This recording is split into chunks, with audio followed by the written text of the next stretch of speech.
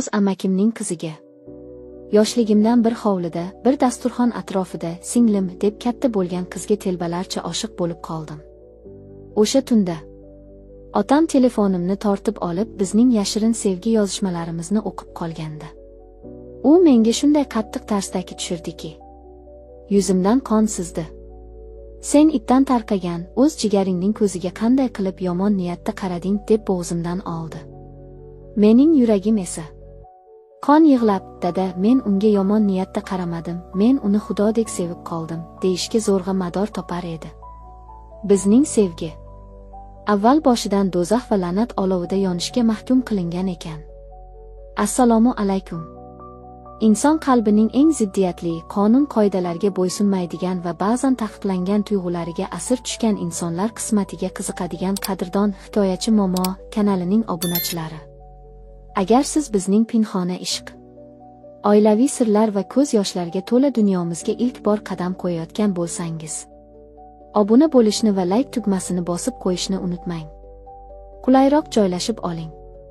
Chunki bugun men sizlarga jamiyat, urf-odat va qarindoshlik rishtalariga qarshi isyon ko'tarib, o'z amakisining qiziga yonib oshiq bo'lgan, ammo shafqatsiz ayriliq dahshatini boshdan kechirgan bir yigitning dardli iqrorini so'zlab beraman. Bu hikoya sizning yuragingizni timdalab tashlashi aniq. Mening ismim Jasur. 22 yoshdaman. Men Navoiyning chekka bir tumanida amakilarim bilan bitta katta hovlida, devor darmiyon yashab katta bo'lganman. Bizning oilamiz juda qattiqqo'l, eski urf-odatlarni qattiq ushlaydigan oila edi. Amakimning qizi men bilan tengdosh, 21 yoshli Malika bilan birga tuproq o'ynab, bir maktabga qatnab o'sganmiz. Men uni doim singlim deb asrab, himoya qilib yurardim. Oila yig'ilishlarida, to'ylarda u menga doim choy uzatar, Jasur aka, yaxshimisiz deb jilmayib qo'yardi. Ammo o'tgan yili Malika universitetni bitirib uyga qaytganida mening vujudimda qandaydir g'alati, tushunarsiz va yondiruvchi bir o'zgarish sodir bo'la boshladi. U endi yosh qizaloq emas, go'zallikda tengi yo'q, iboli, qop-qora ko'zlari odamni o'ziga tortadigan haqiqiy ayolga aylangan edi. Bir kuni bog'da anor terayotganda u adashib qoqilib tushayozdi. Men chaqmoqdek tezlikda uning qo'lidan tutib qoldim. O'sha on mening qo'llarim uning nozik bilagiga tekkanida mening tomirlarimda qandaydir ilohiy tok urib o'tgandek bo'ldi. Men nafas ololmay qoldim. Uning ko'zlariga tikildim.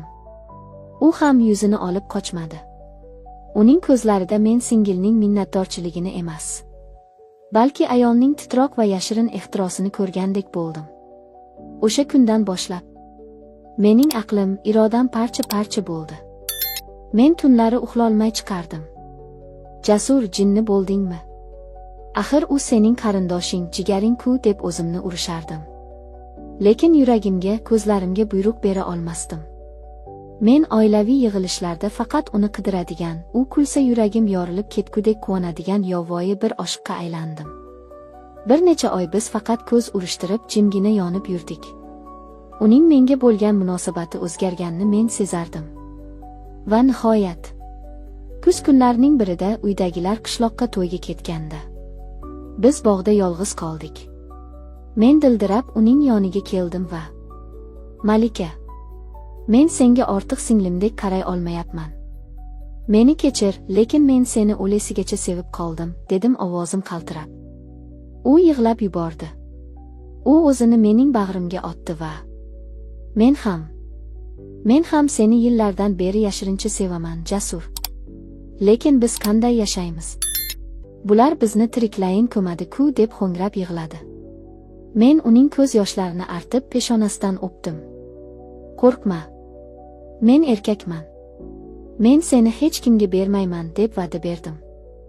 Ammo bizning sarmast va xavfli baxtimiz uzoqqa cho'zilmadi.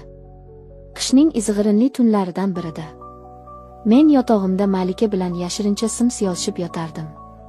Men seni ko'rgim kelyapti jonim. Tezroq to'yimiz bo'lsaydi deb yozgandim. Birdan xonamning eshigi shiddat bilan ochildi. Ostonada otam turardi. Uning ko'zlari olovdek yonar, g'azabdan yuzi qorayib ketgan edi. Men dahshatdan telefonni yostiq ostiga tiqishga urindim, lekin otam chaqmoqdek kelib telefonni tortib oldi. O'sha on otamning yuzi oppoq oqardi. U mening yozishmalarimni o'qib, birdan telefonni devorga shunday qattiq otdiki, ekran chil-chil sindi. Iflos! Hayvon! Sen nima qilib qo'yding deb otam mening yuzimga shunday qattiq tarsdagi tushirdiki, qulog'im shang'illab burnimdan qon tirqirab ketdi. Men yerga yiqildim. Otam bo'g'zimdan olib, sen o'z amakingning qiziga, o'z jigaringga ko'z olaytirdingmi? Seni oq qilaman. Seni itdek so'yaman deb o'kirardi. Men qon yig'lab, dada, biz bir-birimizni sevamiz. Yomon niyatim yo'q, uylanmoqchiman deb yalinardim. Qarindoshga uylanish qayerda yozilgan? El-yurt nima deydi? Sharmanda qilding bizni. Ertasi kuni uyda haqiqiy qiyomat bo'ldi. Otam amakim bilan mushtlashib ketayozdi. Sening qizing mening o'g'limni yo'ldan uribdi deb baqirdi otam. Amakim esa Malikani xonaga qamab, uni shunday ayovsiz kaltakladiki, uning faryodlari, yig'ilari mening yuragimni ming bo'lakka bo'lib tashladi. Men eshikni sindirib kirib, uni himoya qilmoqchi bo'ldim, lekin akalarim meni urib, qo'limni bog'lab tashlashdi. Malika, meni kechir deb qon yig'lardim men. Ular bizni ajratishdi. Malikani uy qamog'iga olishdi. Telefon, ko'cha, hamma narsa taqiqlandi. Men esa ota uydan haydaldim. Tog' sixingni yig'maguningcha qadamingni bosma, dedi otam. Men bir oylab ko'chalarda, ijarada, devorlarni mushtlab dod solib yashadim.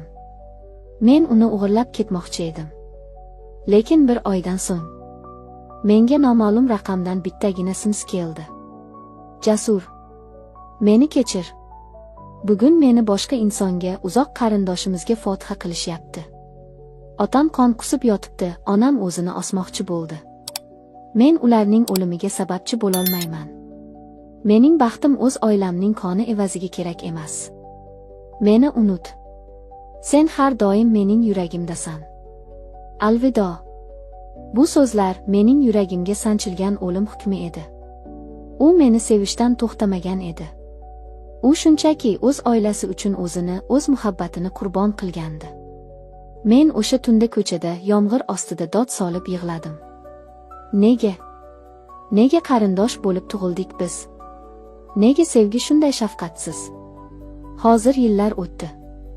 Malika boshqa odamning xotini. Menda ham o'z oilam, farzandlarim bor.